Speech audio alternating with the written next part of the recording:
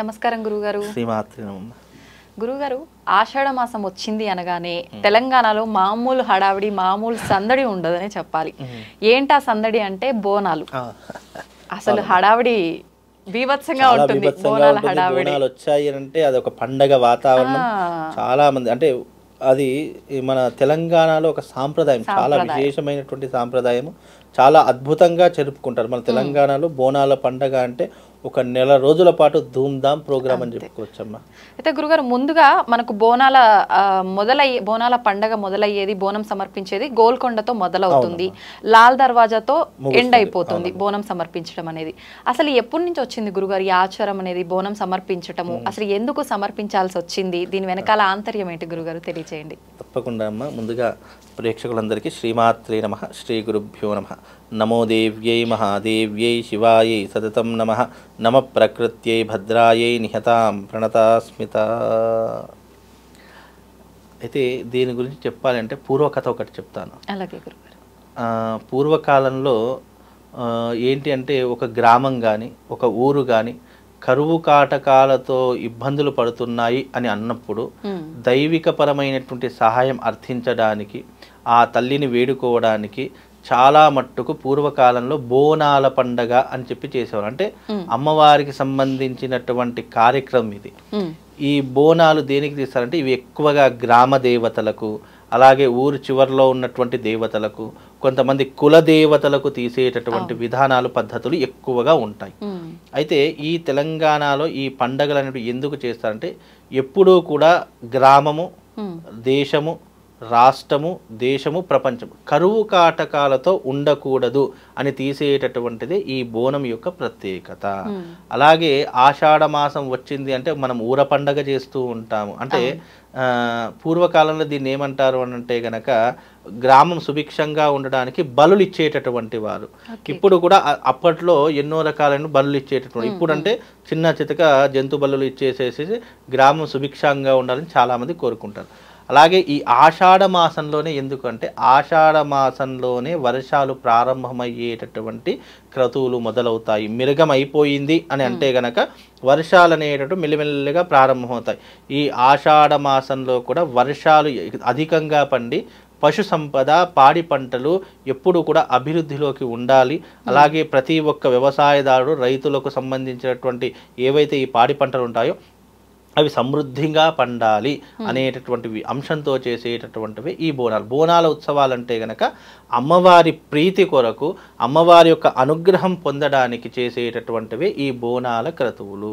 బోనము అనంటే ఏంటంటే అఖండ దీపం వెలిగించుకొని ఆ బోనంలో పరమాన్నం పెట్టేసేసి అమ్మవారికి నైవేద్యంగా చూయించేసి ఆ బోనం పెట్టుకొని ఊరేగింపు చేస్తూ ఉంటారు. అంటే మంగళ వాయిద్యాలతో కానీ, ఎన్నో రకాల వేషధారణలతో కానీ, డప్పు చప్పుళ్ళు, వేషధారణలు, ఇలా ఎన్నో రకాలైన విధి విధానాలతో వాళ్ళ పద్ధతుల్లో, ఎవరి పద్ధతులు వాళ్ళు ఆచరించేటటువంటిది ఈ బోనాల విధానం.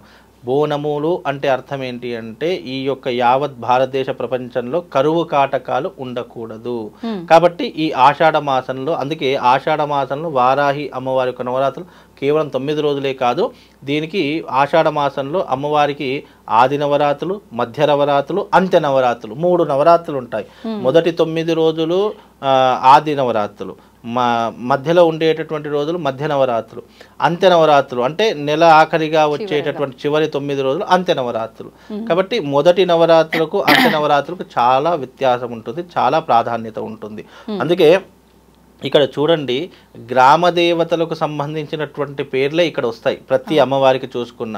ఈ అమ్మవార్లు ఏంటంటే గ్రామాన్ని రక్షించేటటువంటి దేవతలుగా కొలవబడేటటువంటి తల్లులు. వాళ్లకు సంవత్సర కాలంలో ఒక్క నెల రోజుల పాటైనా లేదా సంవత్సరంలో ఒక రోజైనా సరే అక్కడ ఉన్నటువంటి గ్రామ దేవతను శాంతపరచాలి. లేదు అనంటే గనక ఆ గ్రామం అంతా కరువు కాటకాలతో, క్షామముతో, వ్యాధులతో నిండిపోయి అమ్మవారికి ఆగ్రహం వస్తుంది అనేటటువంటి పద్ధతులలో ఈ బోనాల ఉత్సవాలు అనేటటువంటి పెరిగి. అందుకే పూర్వకాలం రాజులు కానీ లేదంటే మన పెద్దవాళ్ళు కానీ ఊర్లో వర్షాలు పడకపోయినా కానీ వర్షాలు పడితేనే దేశం సుభిక్షంగా ఉంటుంది, వర్షాలు లేకపోతే దేశం అంతా నాశనం అయిపోతుంది.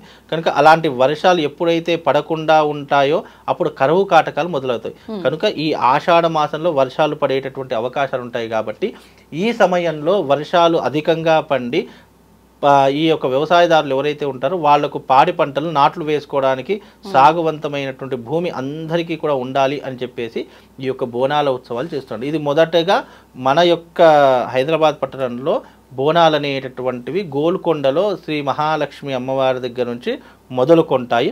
లాల్ దర్వాజా బోనాలతో ఈ బోనాల పండుగ అనేటటువంటిది ముగుస్తుంది. అంటే నెల రోజుల పాటుగా చేసుకునేటటువంటి బోనాల పండుగ.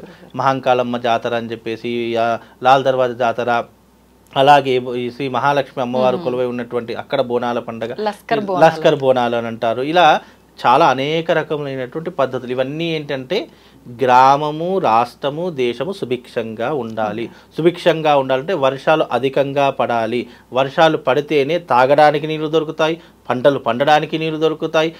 ఇప్పుడు నీళ్లు లేకపోతే యావత్ ప్రపంచం అంతా మునిగిపోతుంది. అంటే మునిగిపోవడం మీన్స్ కరువు కాటకాలతో మునిగిపోతుంది. కనుక వర్షాలు అధికంగా పండడానికి చేసేటటువంటి పద్ధతే ఈ బోనాల యొక్క పద్ధతి. ఇది అమ్మవారికి ప్రీతికరం కోసం చేస్తుంటారు. చాలా మంది బలులు కూడా ఇస్తూ ఉంటారు. చాలా మంది మేకలు, గొర్రెలు. ముందు నుంచే ఉందా గురుగారు? ఆచారం మొదటి నుంచే ఉందమ్మా. ఇది ఇప్పుడు పుట్టినటువంటిది. ఈ బలి ప్రధానం అనేటటువంటిది ఇప్పుడు చూడడానికి మనకు కొత్తగా అనిపిస్తుందేమో కానీ ఇది అంటే యుగం పుట్టినప్పటి నుంచి కూడా ఈ బలి ప్రధానాలు అనేటటువంటి ఉన్నాయి. కానీ ఇవన్నీ తాంత్రిక విధానాల్లో పద్ధతులు. చాలా మంది ఇవి దేవతలకు, గ్రామ దేవతలు కూడా తాంత్రిక పరమైనటువంటి దేవతలు. ఇక్కడ మనకు మామూలు లలిత అమ్మవారు, శ్రీ మహాలక్ష్మి అమ్మవారు, సరస్వతి ఇలా కాదు. వాళ్ళందరూ ఉగ్రదేవతలు. ఉగ్రదేవతలు కాబట్టే గ్రామాన్ని రక్షించేటటువంటి దేవతలుగా నిలిచారు తప్ప వీళ్ళు సాత్వికమైనటువంటి దేవతలు కాదు. కనుక సంవత్సరంలో ఒకసారైనా ఇలా ఇవ్వకపోతే వాళ్ళు ఉగ్ర రూపం దాల్చేస్తుంటారు. ఉగ్ర రూపం అంటే వాళ్ళు ఏదో ముందుకొచ్చేసి ఉగ్ర రూపంగా నిలబడరు. మన ఉండేటటువంటి ప్రదేశానికి కరువు కాటకాలతో ముంచేస్తారు. అంటే అమ్మవారి అనుగ్రహం అక్కడ పూర్తిగా తొలగిపోయేటటువంటి అవకాశాలు ఉంటాయి. అందుకే ఎప్పుడైనా కానివ్వండి ఇవన్నీ కూడా చేసేటటువంటి పద్ధతులు మర్చిపోతే అలా మర్చిపోయినట్టే. ఇలాంటివి చేసినప్పుడు, ఇలాంటివి చేసినప్పుడు దేవతలు మర్చిపోయినా కానీ, అహంకారం పెరిగిపోయినా కానీ, సరే ఈ సంవత్సరం చేయకపోతే ఏమవుతుందంటే కరువు కాటాలతో మునిగిపోతావు. కరువు కాటకాలు వచ్చాయంటే నువ్వు నాశనం అయిపోతావు. కనుక అలాంటివి జరగకుండా ఉండడానికే ఈ బోనాల పండుగ అనేటటువంటిది మన గ్రామ ఆచారము, రాష్ట్ర ఆచారంగా మారింది. కాబట్టి ఇంతకుముందు గ్రామాలలోనే ఉండేటటువంటిది. ఇది గ్రామాల నుంచి పట్టణాలకు, పట్టణాల నుంచి దేశాలకు, దేశాల నుంచి విదేశాలకు ఇలా అనేక రకాలుగా విస్తరించేటటువంటిది ఈ బోనాల పండుగ. కనుక ఈ బోనాలు అనేటువంటి మన ఊరు సుభిక్షంగా ఉండడానికి చేసుకునేటటువంటిది. కాబట్టి ఇది తప్పకుండా ప్రతి సంవత్సరం అందరూ చేసుకోవాలి. గురుగారు, బోనం సమర్పించిన తర్వాత ఆఖరి రోజు రంగం అని చెప్పి ఇట్లా వాళ్ళు భవిష్యవాణి చెప్తూ ఉంటారు. దాని గురించి తెలియజేయండి గురుగారు. అయితే ఇక్కడ ఈ భవిష్యవాణి అనేటటువంటిది కేవలము చివరి రోజులనే కాదు.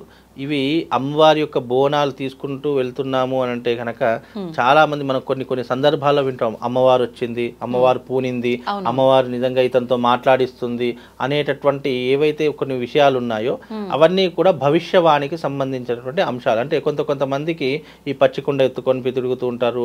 అమ్మవారిని విపరీతంగా ధ్యానించేటటువంటి వాళ్ళు, అలాగే ఈ యొక్క బోనాలు తీసుకునేటటువంటి వాళ్ళు కొంతమంది ప్రత్యేకంగా ఉంటూ ఉంటారు కదా.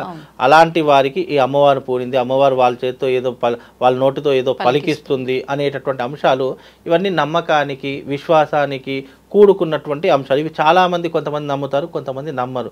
ఈ కాలంలో కూడా ఇలాంటివి ఏంటి, ఈ కాలంలో కూడా ఇలాంటివి ఉంటాయా అని చాలా మంది కొట్టిపారు. కానీ నిజానికి అవి సైన్స్కి, శాస్త్రానికి కూడా అందనటువంటి అంశాలు అవి. కాబట్టి నిజంగా ఈ సమయంలో గ్రామ దేవతలు ఎవరి మీదైనా పూనినా కానీ, ఎవరి నోటితో ఏదైనా చెప్పినా కానీ అది ఆచరించేటటువంటి పద్ధతులు ఇప్పటికి కూడా ఉన్నాయి. అవన్నీ ఏంటి అంటే గనక నమ్మకం, విశ్వాసంతో కూడినటువంటి అంశాలు. కనుక నిజంగా ఆ అమ్మవారే అతని మీదికి వచ్చి చెప్పిస్తుంది అని చాలా మంది విశ్వసిస్తారు. కాబట్టి ఎవరి నమ్మకాన్ని మనం కాదనడానికి లేదు. కాబట్టి వారి విశ్వాసాన్ని బట్టి వాళ్ళు చెప్పినట్టుగా చేస్తారు. అంటే మనం కూడా కొన్ని క్వశ్చన్స్ అడుగుతాం. అమ్మా నా బిడ్డకు పెళ్లి కావాలమ్మా, అమ్మ నాకు ఇల్లు కావాలి, అమ్మ నాకు ఈ సంవత్సరం మంచి జరుగుతుంది అని చెప్పి ఆశీర్వదించమ్మా, ఇలా ఎన్నో రకాలుగా చెప్తూ ఉంటారు. నేను కూడా ఈ మధ్యకాలం చాలా మట్టుకు చూస్తూ ఉంటాను. మా ఇంటి దగ్గర లాల్ దర్వాజా టెంపుల్ ఉంటుంది. అక్కడ బోనాల పండుగ చాలా విశేషంగా జరుగుతుంది. నెల రోజుల పాటు అక్కడ పండగ వాతావరణము ఎంత చక్కగా ఉంటుందంటే భక్తుల రద్దీ కూడా విపరీతంగా పెరిగిపోతుంది. ఎక్కడ మన అల్వాల్లో ఉంటుంది లాల్ దర్వాజా టెంపుల్, చాలా అద్భుతంగా ఉంటుంది. అంటే ఇవన్నీ కూడా విశ్వాసానికి, నమ్మకానికి సంబంధించినటువంటి అంశాలు.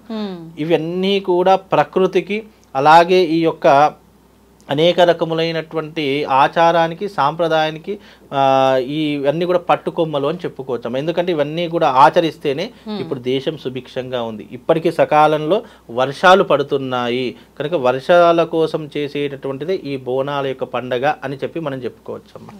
చాలా చక్కగా తెలియజేశారు గురుగారు బోనాల విశిష్టత గురించి. నమస్కారం. శ్రీమాత.